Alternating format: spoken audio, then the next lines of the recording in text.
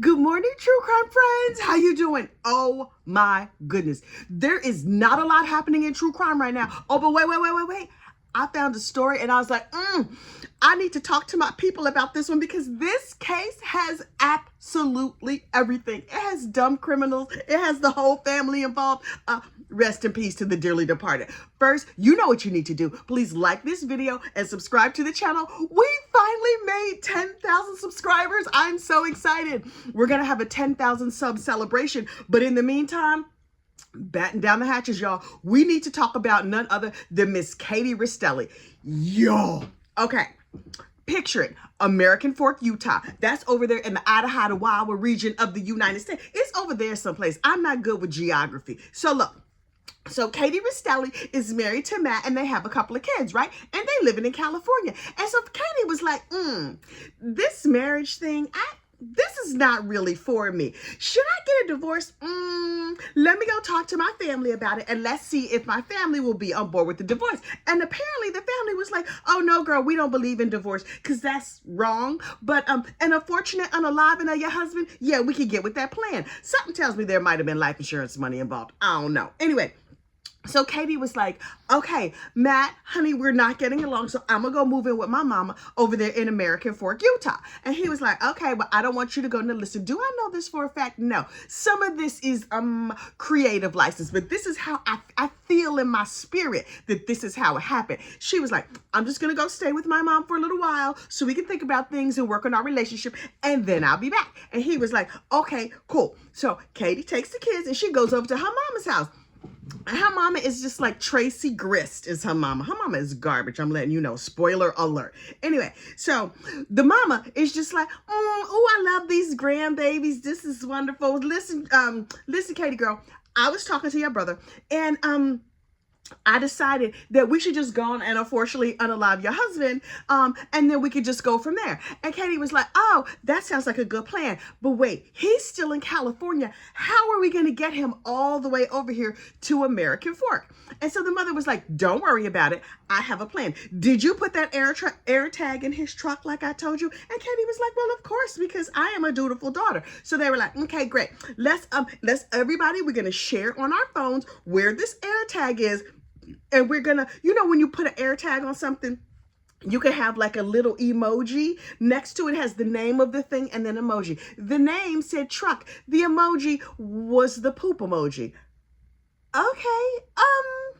Signs of hostility. Ma'am, I don't know if you know this, but when the po-po comes and investigates your whole situation, they're going to be able to see that you made his emoji the poop emoji. But these people were not good with technology. They were light true crime fans. They really did not do all their research. So they were like, okay, brother, you have the phone location. Mom, you have the phone location. Okay, let's hatch a plan. And then Katie, who talked to people mostly by text, was like, oh, over text. Mom, bummer. I thought I was going to be able to lure him here easily so we could unfortunately unalive him. But he says, no, he wants me to just rent a car and come home. And the mother was like, oh, I think you're going to sprain your ankle soon. And Katie was like, but I mean, he transferred the money. I'm going to have to rent a car. And the mother was like, no, I believe you're going to sprain your ankle soon and you cannot drive with that sprained ankle. And let me tell you something. I know how to wrap an ace bandage. If we wrap it tight enough, we can even make the ankle look swollen. I'm telling you right now, you have to get him here in the truck. And I was like, y'all know texts are discoverable in a court of law. Apparently they were not aware. And so finally, Katie was like, okay, I talked him into coming over here to the Idaho region of the United States so we could reunite. And by reunite, I mean this family had planned to reunite him with his maker. And the mom was like, okay, great. So I've been online and I've been doing all the research. I know exactly how we're going to do it. Your brother got the pew-pew. I ordered it in a kit. I think she ordered it off like Amazon or something. Not Amazon, but just like, does Amazon have like a sub-site for like weapons and other pew-pews and assorted weaponry? I don't know. Anyway, so there was all this proof of where the mama ordered the gun. Ma'am, So the whole family is tracking this emoji on AirTag, on Find My, as the little poop emoji AirTag goes across the country. They're like, okay, he's almost here. Meanwhile, the mama is over at her house Googling none other than the Adelsons. Mama Donna Adelson, who is complicit in unfortunately unaliving her son-in-law. Yeah, this mama, Tracy Chris, was like, where is Donna Adelson now? How long did it take for Donna Adelson to get arrested? Ma'am, I'm going to need you to Google on dark mode. I mean, I'm not trying to help criminals, but like a little brain power, a little bit. And then she was just like, let me see. What else do I need to know? Oh, she apparently had studied the Adelson case because she's like, co-conspirator Katie McBanawa went to trial twice. Let me just Google Katie McBanawa's defense attorney. Let me Google what charts they used in the defense so I can know exactly what I need to not do. Ma'am, you know what you need to not do? Be Googling this stuff where God and all the world can see it. Y'all, it was in the discovery papers like, she Googled this and this and this. Not even on incognito. I was not ready for the stupidity. So the husband, Matt, arrives at the house and he's just like, hey, babe, I'm here. And then the brother leaps out and applies lead to him in the back of his, I don't know what happened, but he sent the brother sent the husband, Matt, off to the endless heaven buffet. It was tragic. And then they were like, let's see, what other true crime cases have we been following? Oh, Lori Vallow Daybell. We're going to say that your husband attacked my brother, and then the brother had to unfortunately unalive him. But he's just laying there dead like a carp on the floor. And we need to put a weapon in his hand so we can say it was self-defense. And so they go and they get a knife out of the kitchen. Okay, cool. And then after he's laying there on the floor, clearly has slipped the bonds of this earth, they put a knife in his hand. Great, little problem. Actually, two little problems. Number one, Matt was left-handed. They put the knife in his right hand. That's not good. Number two, they put the knife upside down in that the knife was facing towards him and not towards a would-be attacker. Y'all are bad at crime. I mean, I'm glad that you're bad at crime because it just proves to me that you're an idiot and you're going to go to jail forever, ever. But this crime was so messy. And then because they were tracking the man on with the AirTag, you could see what time he arrived at the house. You could estimate the time of the unfortunate unaliving. And then it took her 6 minutes to call 911. Man, that's not even time enough for him to get into an argument, assault. You still saying hello 5 minutes in. I don't know about your family. How you doing? How was the trip? How many stops did you make? Ooh, did you get them good snacks? Nothing. He just walked up and they unfortunately unalived him. And then his wife, Katie Restelli, was like, 1,000, 1,000. Does it like, okay, we're going to give this a couple more minutes. Okay. And then 6 minutes to call 911. Okay, so she got like, ooh, he attacked my brother and my brother unfortunately unalived him. This is terrible, blah, blah, blah. And people might have bought it, right? All of Katie's friends were like, girl, this is terrible. Oh my God, I cannot believe this happened to you. But then when the police were looking through her text, they saw some unusual text searches because her mama was real stupid with her text. And I was like, it's not humanly possible that the daughter is also this stupid. Now, if you thought that, you would be very, very wrong. Because Katie Restelli, the day before she unfortunately unalived her husband, texted, I might have to kill Matt today. Ma'am? I understand that sometimes, like, your husband don't load the dishwasher right, and you just think, ooh, who raised him? I could kill him. But, like, I might have to, no. She also went into her group chat or whatever on her Discord server, and she was like, I have to do big girl things today. Wish me luck. And everybody was like, hey, girl, what kind of big girl things you have to do? And then she never responded. What? Man, that's against the rules of criminality. And I mean, also common decency. But if she was willing to unfortunately unalive her husband, something tells me that she have a whole lot of morals and scruples. She wasn't gonna feel that bad about this. And I was like, oh, okay. Okay, then the day after the unfortunate unaliving, right? She's clearly devastated, or at least she should be pretending to be devastated. And you know how she soothed her wounds? She went on a date. What? She went on a date. Now listen, there are deaths in families all the time. It's very sad. It's very tragic.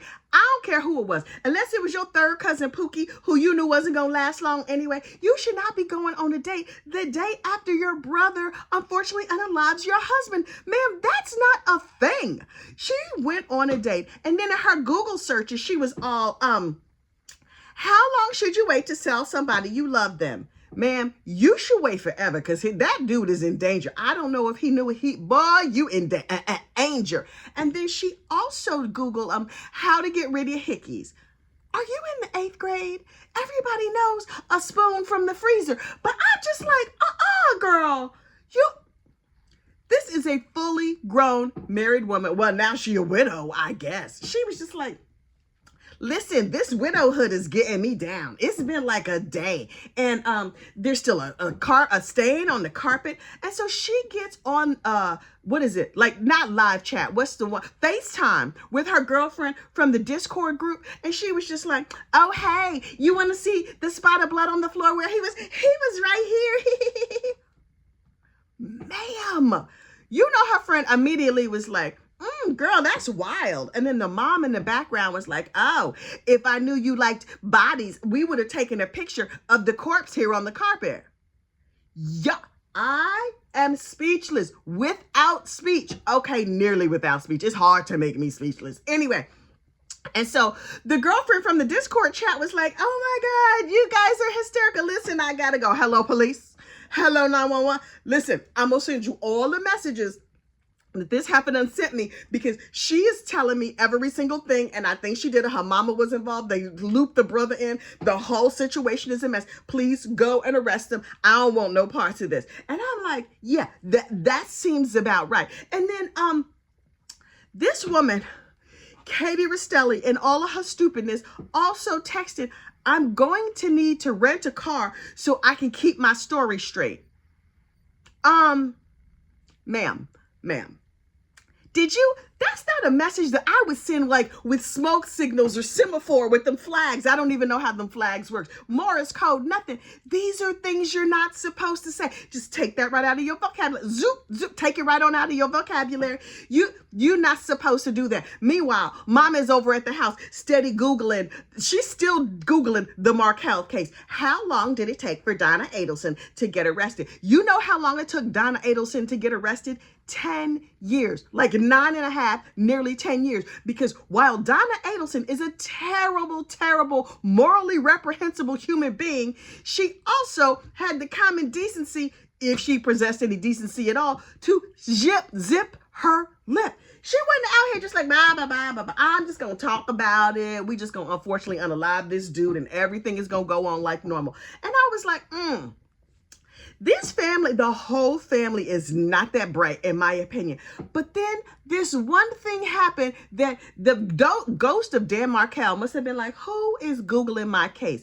Do you have search capabilities on the other side of the veil? I'm not sure how all that works. But this lady, Katie Restelli, accidentally recorded herself on her iPad confessing to the crime.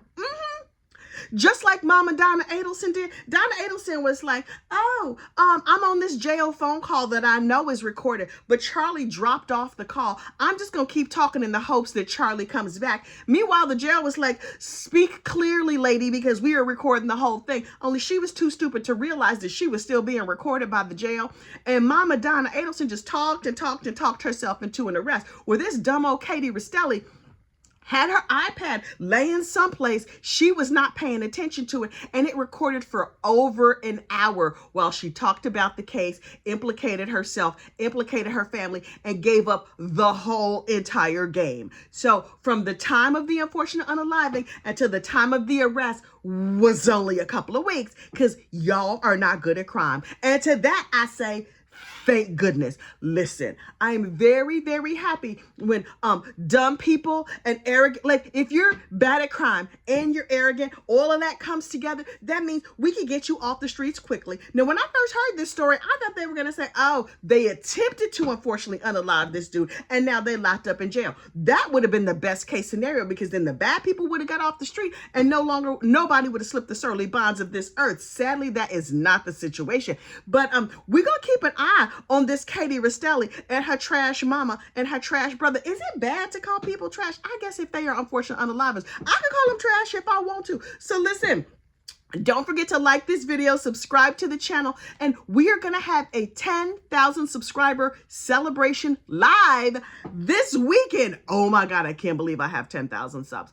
But look, more true crime to come. I will talk to you soon. Bye.